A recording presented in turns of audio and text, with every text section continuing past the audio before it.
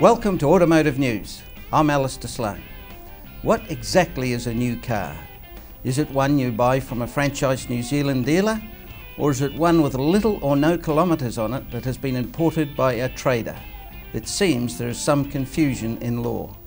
David Crawford, the Chief Executive Officer of the Motor Industry Association, is here to unravel things for us. Also with us is Jeff Murray, the Managing Director of Holden, New Zealand. We talked to Jeff about Holden shutting down its manufacturing plant in Australia from 2017. We also talked to journalist Rob Maitzig, who offers some fascinating insights into Taranaki's energy industry. The big news this week is the claim by Mitsubishi Motors in Japan that petrol cars will not be able to compete with the next generation of electric vehicles. Mitsubishi President Osamu Masuko says that inside 10 years electric cars will have a 7-fold increase in battery capacity. That would give them a range of almost 1,000 kilometres.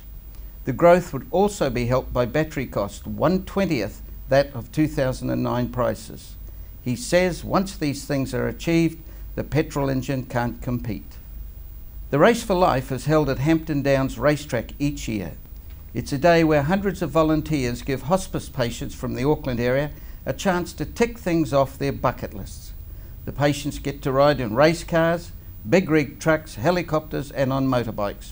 Organisers are always looking for volunteers. Jeff Murray's an Aussie and he's also the head of Holden New Zealand, but he likes New Zealand so much he might even hang around even after Holden stops making cars in Australia in 2017. Welcome, Jeff. Thanks for having me on board, Alastair. You and I could talk for days on Holden stopping. It will remain in Australia, obviously, but it's just shutting down its manufacturing plants, and that after 66 years. Absolutely, and I guess it was a sad and sorry day for the announcement that was made in early December, but obviously the subsequent decisions from obviously Ford and Toyota to pull out of manufacturing is extremely disappointing. I guess the concern that we have is that the thousands of people that will effectively be made redundant, how do we redeploy those people into other productive areas of the economy? You've got your component makers too, you know, you've got blokes out in the bush, if you like, small engineering firms supplying components to Holden, Toyota and Ford for years and years. Now the economy is scale are going and they'll have to look elsewhere, perhaps overseas. Absolutely. I guess the challenge you have is that, you know, it's not new news that, you know, manufacturing cars in Australia is not the cheapest part of the world to build cars in.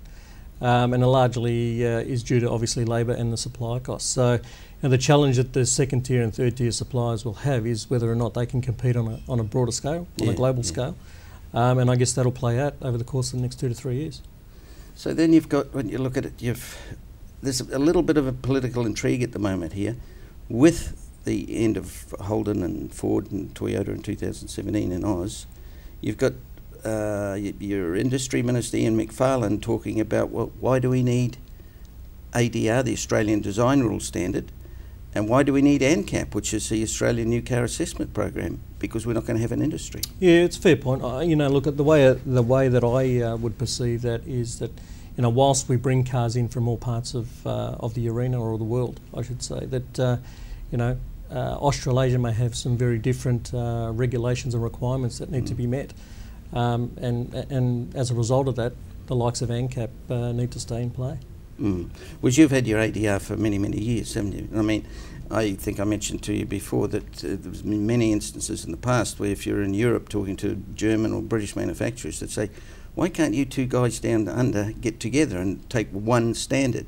And of course now there's almost parity. New Zealand takes the ADR. Absolutely. So you know, there is some benefits in consistency from either here and across the ditch, but I guess you know how that relates to the broader world is needs to be scoped out. Absolutely.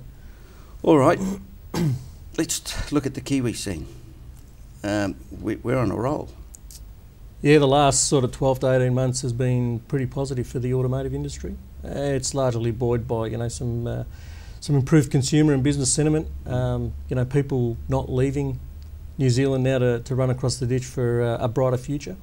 So yeah, you know, from our point of view, you know, the market was up 12.5% last year, and is up 16% this year. So it's growing from strength to strength, and there's no reason why we won't surpass the record that was set back in 1984. 123,000 something. You're spot on, absolutely. So if we beat that this year, that's roughly 10 to 12,000 vehicles more than last year. It was 113,000 plus Correct, last yep. year. You can see that happening. Absolutely. You know, when you look at the industry over the last 6 months, and we track this stuff quite Sure. closely, the market's running at sort of 122,000 in annualised terms. Yeah. But if you look at the way the market's jumped out of the blocks early in this year, it's probably running at 125, 126, so That's surpassing that figure back in '84. That's big numbers. Absolutely. Huge numbers for And this year. largely driven by, you know, obviously Yeah. the cost of cars coming down, and a wider breadth of product being launched into the market. And basically, you know, when there's new cars being launched, there's new activities. So you've got to give people a reason to purchase. You've got economic outlook is bright. You've got the rebuild in Christchurch. Now that's going to go on for years. Do you see a really, really strong annual sales going forward, maybe 3, 4, 5 years? Yeah, we generally forecast, you know, internally, you know, out 5 or 6 years. Mm-hmm. You know, GDP forecasts, you know, this year extremely strong, you know, north of 3%, and then it tapers off beyond that. But it's sort of 2.5%, 3% through the next 4 or 5 years, and we would expect that the industry will grow pretty much in line with that. It's a bright future here for the next few years. Absolutely. I may want to hang around a little bit longer, eh? One thing fascinates me. Every month, Commodore is the top 3 or top 4 sellers. Now, that's against the trend of large cars have fallen away, been replaced by SUVs, the growth in small cars. Is that sort of a love affair Kiwi have Yeah, with look, Commodore? I guess it's systematic of obviously the good job that the engineers did in putting together the VF. Yep. You know, when you look at the passenger car segment, you know, in the first 3 months of this year, yes, it's up 10%, but it's largely being driven by one sector in that passenger car market, which is small cars, which is up just on 16%. You know, from our point of view, since we've launched VF, you know, this year to date, our volume's up 30-odd%. I think, you know, what the engineers have done is make that car effectively relevant to current day consumer needs. Yep. And, you know, the fit out of that vehicle is no different from what you would find in, you know, some of the Euros that are on the road. Yeah, exactly, top end. All right, let's look beyond 2017. We'll still have Holdens. We don't know where they'll be made yet, and you're probably not going to tell me either. Will we have the Commodore badge? That's still being scoped out. Yeah. Look, you know, from our point of view, the nameplate or the heritage of the Holden brand is has a long line of history in Australasia. At this point in time, there's no intention to change the nameplate. You know, I guess there has been some concern, you know, with regards to consumers as to whether or not we're going to be here or not. I think it's safe to say that we're going to, you know, in New Zealand, this year's our 60th anniversary for Holden in this country, and it actually takes place in November. You know, we've been here for 60 and we plan to be here for another 60 effectively. Big, most important question, Jeff. The Ford-Holden rivalry going to continue? Absolutely. I think we'll go to our grave still debating that. Absolutely. We've talked about the popularity of Commodore with Kiwis, but what else you got coming this year, mate? You've got to have some product. Alastair, you'd know that last year, from a product point of view, that it was probably one of the most busiest times that we've had in history. Yeah. Launching, you know, some 8 or 9 new models and model year upgrades.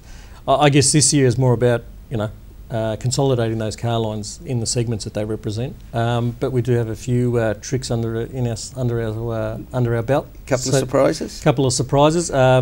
Few model year upgrades and some powertrain changes in some of the variants that we currently have in our lineup. Hint or two, you know. Maybe some small capacity turbos is probably as much as I can tell you. Yeah, okay, that sounds to be the guessing. That could come out of Europe, perhaps. Potentially. Yeah. Jeff, it's been great having you. Thank you so much. Thanks very much, Alastair. We'll be back soon.